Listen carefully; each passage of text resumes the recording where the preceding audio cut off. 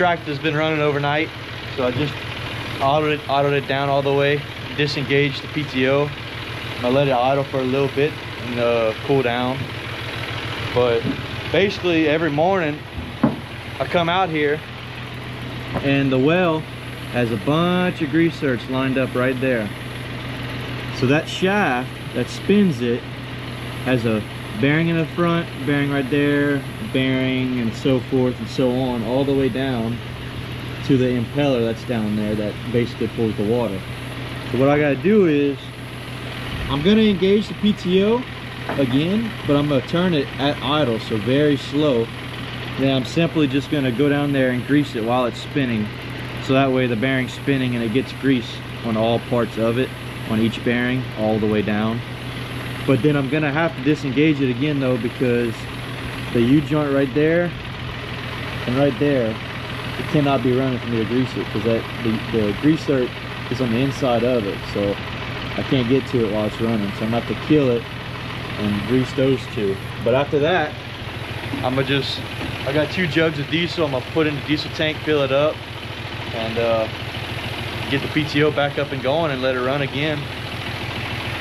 But I may end up killing the engine and checking the oil and coolant again. It hasn't been burning any oil lately.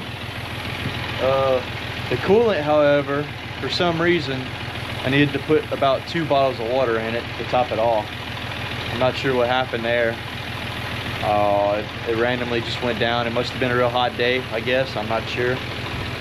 But I don't run it wide open to try and save fuel and keep it a little cooler. So I back down to maybe around 2000, 1950 RPM.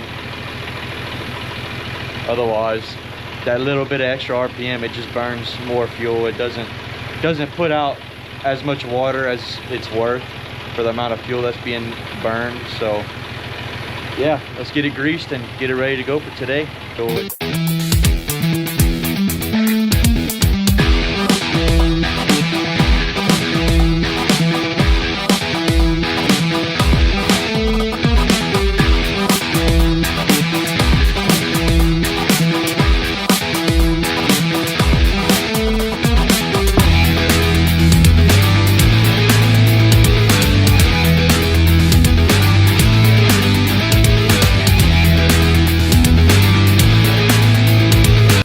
So I got all those greased. They got a straight line and they got one to the side.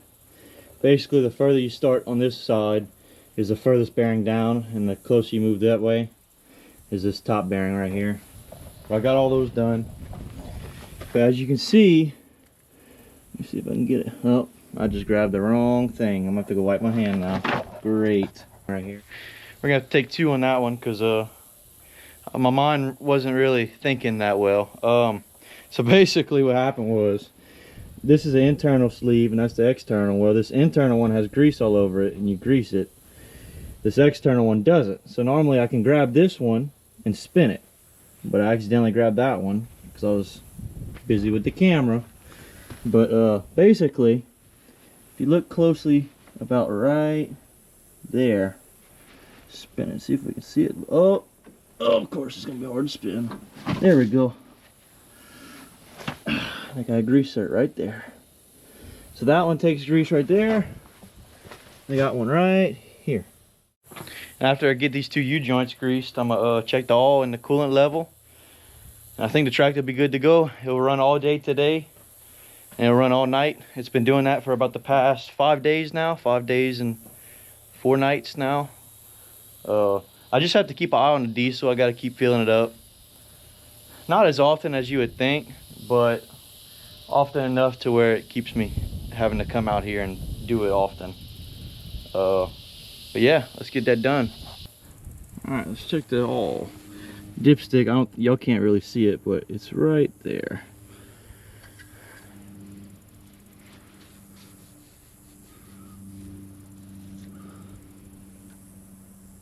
It's all dirty around there, so I try to go real slow to not get any dirt on the dipstick.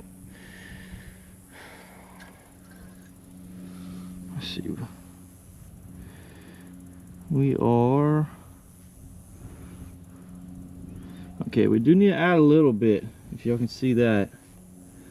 It's right below the full mark. We can add a little bit to it, which for 5 days and 4 nights of running, burning that tiny little bit off, that's nothing. I mean, that's because this is a smaller engine, so you got to remember it don't have as much oil as a normal engine would. So for that oil level to go down that little bit, that's nothing. But actually the oil filter's right there too, so it's all convenient to do. I'll have to come back later after I go get some more oil and top it off, and that'll be good to go. So this is where it gets fun, because it is still hot. So might have pressure on it, might not, but oh boy.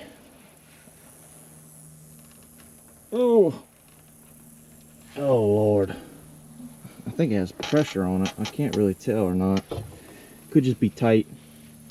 Ooh, we'll stand back. Come on.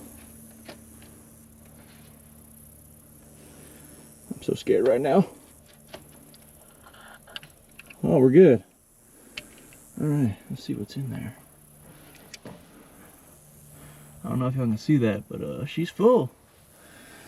I'll put the cap back on and I'm gonna let it run like that. Should be fine for the whole day. I'll go get a little more oil and top it off at some point, but that little bit less ain't gonna hurt nothing. So put the cap on and get her back and going. I don't have a good seating. That plastic is real hot. So I got me a little towel. Does the job. Cap on. We're not gonna talk about this dangling key switch that I just dropped. I need both hands for this, but that's what I got legs for. Starts up like a chimp every time. So we got battery voltage. She's been charging all overnight.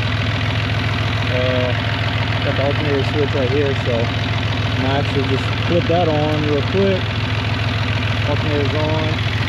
We got PTO engaged right here. See what happens.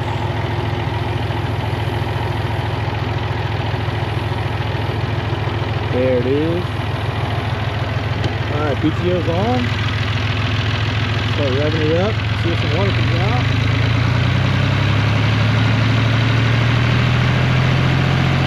There's the water. Now what I do is, the RPM gauge don't work, so I rev it up all the way, then I back off to where I think is ideal.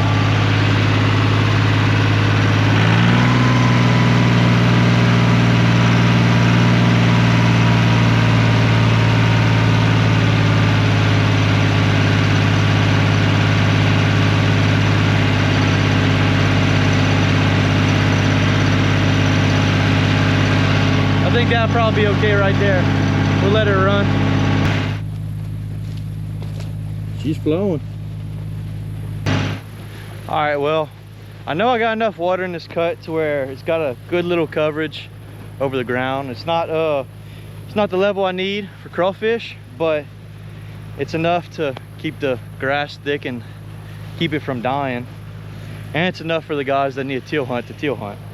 So what I'm gonna do here, I'm gonna open this lid, this sleeve on the front that closes it. I'm gonna pull it up a little bit and let the water start flowing into this second big cut, which is gonna take a long time to fill up. But what I'm gonna do is, I'm not gonna open it that much. I'm gonna open it to about the amount of half the water that's coming out the rising right now. That way I can keep the water level in this cut, and if anything, it may actually still go up a little bit because I got more water coming out from the ditch than the water that's going through the levee. So I'll open it up a little bit and get it set right. Should be able to just leave it there for the next few days while the well runs, if all goes to plan, of course. So fortunately it's a two-hand job, so y'all couldn't see, but as y'all can see right here, we got water coming out. It's not coming out the way it should because they got some dirt blocking it, because I had to take a couple of scoops of dirt with the front loader and build up on top of this pipe, because we can pull the levee over there, but we can't pull it right here because it would just break the pipe and catch it. So I had to grab front loader dirt right there to build this up. So eventually that water's going to clear all that out once it gets soft. It's just real dry and hard right now. But that'll open up. We'll probably get a little bit more water flow out of it, because if anything, it's probably slowing it down a little bit, even though, because I got the pipe open a lot. So when that opens up, we'll probably get a little bit too much water going through, so I may have to come back and close it a little bit just to limit the amount of water I'm losing. But with that much water coming out the rising, we should be good. Should be good. Anything can happen now. The tractor could break down, the well could break, who knows. You gotta be ready for anything out here.